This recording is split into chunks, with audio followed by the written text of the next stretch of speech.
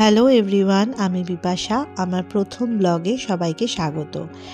আমি আগেও যখন নেদারল্যান্ডসে ছিলাম কয়েক বছর, তখন কোনো ব্লগ করিনি। আমি জানতাম না কি করে ব্লগ করে বা কি দেখাতে হয়। ফ্যামিলি সবাইকে সব কিছু শেয়ার করতাম। তো ফ্যামিলি সবাই এখন অনেক ব্লগ দেখে। সবাই বলে যে তুই কেন ব্লগ করিসনি, আমরা দেখতাম, সবাই দেখতো, ভালো লাগে বেশ। কিন্তু সত্যি ভাবিনি আবার দ্বিতীয়বার চান্স পাবো।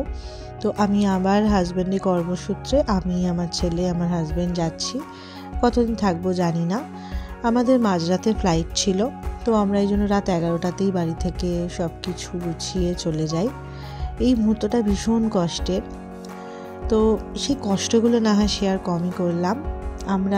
আমি ছোট ছোট ডেইলি ব্লগ নয়, ছোট ছোট যে আমার দৈনন্দিন জীবনে এখানে নতুন করে যে রিক্রিয়েট করার সুযোগ পাবো মেমোরিটা, তো সেই স্মৃতিচারণ, কিছু নতুন জিনিস দেখা, সব কিছুই ছোট ছোট ভিডিওর মাধ্যমে শেয়ার করব।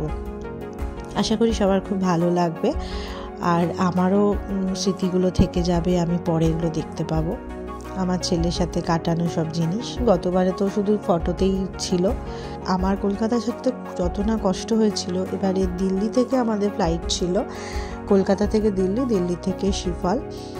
সত্যি দিল্লি থেকে আমার ভীষণ কষ্ট হয়েছিল, কারণ আমার মা বাবা এখন দিদির কাছে দিল্লিতেই আছে।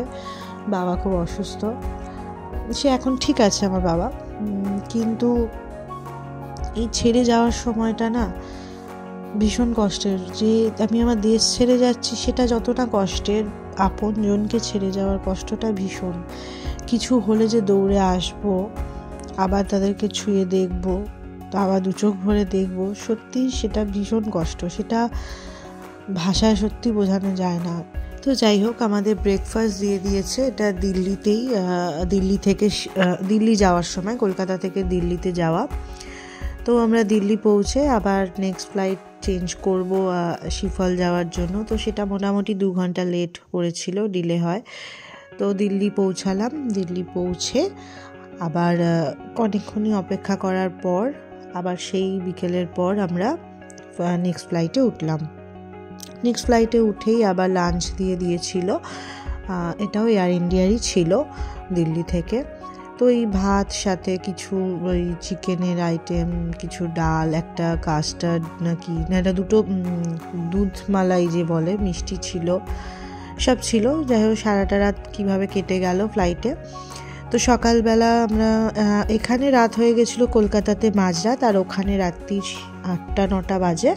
তো আমরা নেমেই এয়ারপোর্ট থেকে সব লাগেজগুলো কালেক্ট করে নিয়ে এবার আমরা যে এখানে গতবারে আমরা একটা সার্ভিস অ্যাপার্টমেন্টে উঠেছিলাম, তো এবারে সেটা উঠিনি। এবারে আমরা 1-2 মাসের জন্য একটা অ্যাপার্টমেন্ট রেন্ট নিয়েছি, রো হাউস। সেটার ভিডিও খুব তাড়াতাড়ি শেয়ার করব। তো এখন আমরা একটা কার্ড কালেক্ট করছি এখানকার ট্রাভেলিংয়ের জন্য। এরপরে গাড়ি আসবে, আমরা বাড়িটায় শিফট করব। তো আজকের মতো টাটা, নেক্সট ব্লগে তাড়াতাড়ি আসছি।